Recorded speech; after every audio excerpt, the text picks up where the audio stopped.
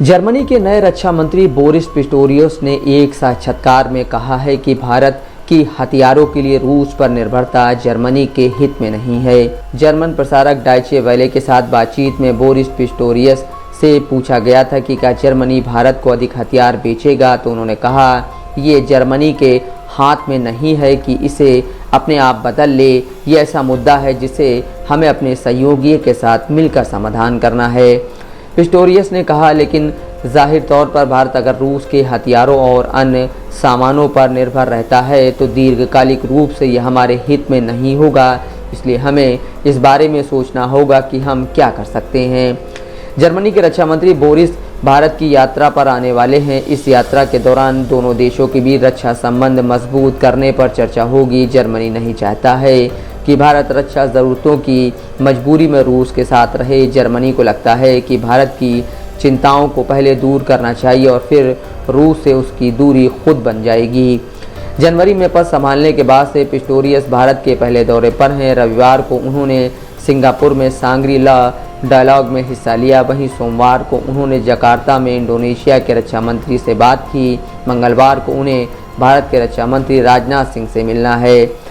इस मुलाकात से पहले डाइचे वेले को दिए साक्षात्कार में पिस्टोरियस ने भारत को जर्मनी की पनडुब्बियां बेचने के भी संकेत दिए। पिस्टोरियस ने एक सवाल के जवाब में कहा, जब मैं भारत पहुंचूंगा तब मेरे साथ जर्मनी के रक्षा उद्योग के प्रतिनिधि भी होंगे और मैं ये संकेत देना चाहूँगा कि हम इंडोनेशिया, भारत जैसे अपने भरोसेमंद सहयोगियों का सहयोग करने के लिए तैयार हैं। उदाहरण के लिए इसमें जर्मन पनडुब्बियों की डिलीवरी भी शामिल होगी। भारत 6 पारंपरिक पनडुब्बियां खरीदने जा रहा है। माना जा रहा है कि यह सौदा $5.2 अरब का हो सकता है। जर्मनी भी अपनी पनडुब्बियां भारत को बेचने की कोशिश करेगा। फ्रांस का एक नवल समूह 1 साल पहले इस प्रोजेक्ट से पीछे हट गया था, जिसके बाद जर्मनी की संभावनाएं बढ़ गई हैं। इससे पहले साल 1981 में भारत ने 4 HDW टाइप 209 पनडुब्बियां खरीदने का सौदा किया था। यूक्रेन युद्ध के बाद से बदले सुरक्षा हालात में जर्मनी ने अपने हथियारों के निर्यात पर लगे सख्त नियंत्रण में कुछ ढील देनी शुरू की है।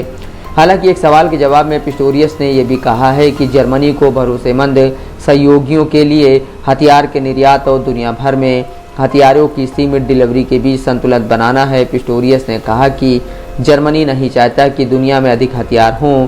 जर्मन रक्षा मंत्री ने भारत प्रशांत क्षेत्र में अपनी सैन्य मौजूदगी के संकेत भी दिए। पिस्टोरियस ने कहा कि भारत प्रशांत क्षेत्र 21वीं सदी में सुरक्षा, फ्रीडम ऑफ नेविगेशन और अंतर्राष्ट्रीय आर्थिक चुनौतियों को निर्धारित करेगा। पिस्टोरियस ने कहा कि भारत प्रशांत क्षेत्र को लेकर जर्मनी की अपनी गाइडलाइन हैं, लेकिन इस क्षेत्र में अपनी उपस्थिति दिखाने के लिए जर्मनी अपने युद्धपोत तैनात कर सकता है। जर्मनी ने साल 2021 में अपना पहला युद्धपोत इस क्षेत्र में भेजा था और साल 2024 में एक और युद्धपोत यहाँ भेज सकता है। भारत रूसी हथियारों और डिफेंस सिस्टम का दुनिया का सबसे बड़ा खरीदार है। भारतीय वायुसेना, नौसेना और थल सेना के लगभग 85% हथियार रूसी हैं और भारत के कुल सुरक्षा के सामानों के आयात का 60% हिस्सा रूस से आता है। भारत के पास रूस से पट्टे पर ली हुई एक परमाणु पनडुब्बी है और वह भारत को अपनी परमाणु पनडुब्बी बनाने में भी मदद कर रहा है। Bharat federal Republic of Germany को मान्यता देने वाले दुनिया के पहले देशों में से एक है। इसी साल दोनों देशों ने कूटनीतिक संबंधों के 70 साल पूरे होने का जश्न मनाया है। Mohammad Asim Siddiqui, Dastak live news.